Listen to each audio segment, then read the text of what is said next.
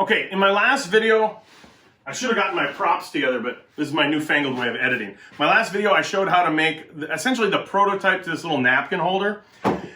But I also told you that I was going to show you how I had a group of Cub Scouts come in. I think they were mostly 7 years old, and they were going to make that napkin holder. I didn't want them to go freeform on bandsaws and table saws, so I built a couple specialty little miter boxes. You can call them bench hooks, whatever you want to call them, but I did all of the planing down to size, down to dimension, because the top rails, and you can see here that they're 3/4 by 3/4. The bottom is 3.5 by 6 inches. And so in case you guys want to build your own, but I wanted them to have some bit of repeatability. And the overall kind of syllabus for it was I wanted them to have fun. I didn't want them to get bored, because at that age, kids get bored real easy. And of course, safety's priority. You don't want them sitting there, 7 years old, never turned on a power tool, and all of a sudden they're guiding their hands into, some wood chipper. But so I had the top rails 3/4 to 3/4, and then I cut them to rough length, knowing that I could get multiples out of them. Same thing with the base, and then there was just some blank dowel stock. But that way they could come over to this miter box or bench hook and get everything cut to length. Now, granted, I had to make these too because I'm not right-handed. Sometimes you can do the fences on the same side, both 90, and then have two different cut lines. I just went up and had made a couple different with some hard stops. That way they can put it right into the bench hook, cut it to length, cut two of those, get their base, cut two of those. And actually what we were doing, because I thought, hey, a bench hook would be good enough. No, I actually ended up just screwing it down to the bench. And then also as the night went on, we were also adding a couple little clamps, a little F-style clamp here.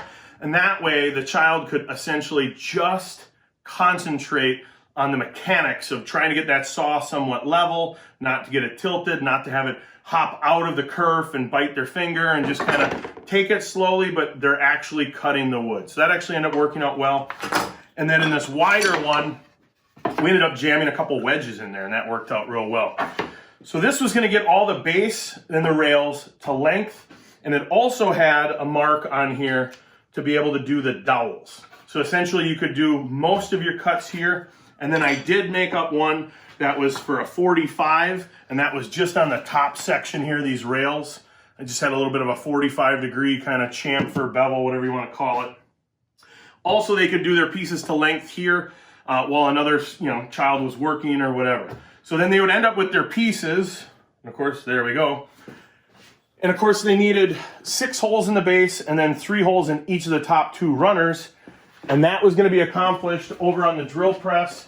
Something to keep in mind that I'm not always mindful is just the height of your tools as an adult. If you look down here, I just ended up throwing down a big cookie for them to stand on, and that was like the perfect work height for them. But came up with a little jig, again, hard stops, securely fixed to the drill press table, and the depth stop is set exactly halfway, 3/8 through my 3/4 material. So they were basically able to come through, hit a hard stop, get their hands out of the way, keep them away from the spinning bit, do their hole, slide it over, do the second hole, and then if you add this spacer, you're going to be dead center. If you cut it to the exact length, and probably not the best NASA style approach to this. I mean, you could put the spacer on there, and but the holes were centering up. So just a kind of a quick way to do it. I came up with this no more than a couple hours before they were all going to be here. So then they were able to just knock out their holes. Same thing with the base piece. The base piece, you do the same thing, and then you flip it, and then you put your holes on there.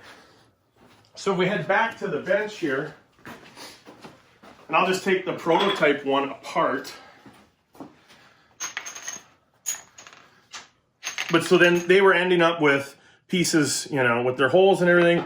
They could cut these to length. Oh, and one thing that they really liked, and yes, I know I promised I showed you guys the ins and outs to my little homemade kind of balloon sander here, but they were able to knock off some of the corners to the dowels, throw a little chamfer on there, and then also bring their pieces through and knock off any sharp corners. Some of the kids really liked sculpting this to more of a radii. That was completely fine.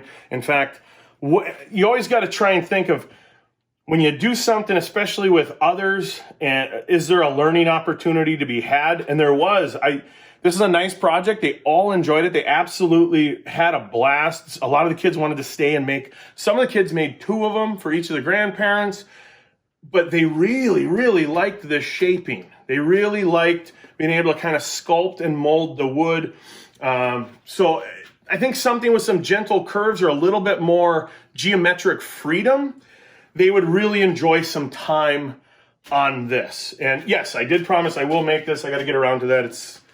It's an editing thing, and I don't like sitting at computers. But anyways, and by the way, thanks again to my lovely wife for filming this and editing this, because, well, or else I probably wouldn't make many videos anymore. And they, like I said, they were able to throw a nice little chamfer on there, and that way they could come back over to the bench, apply a little bit of glue, apply their pieces, hammer them home.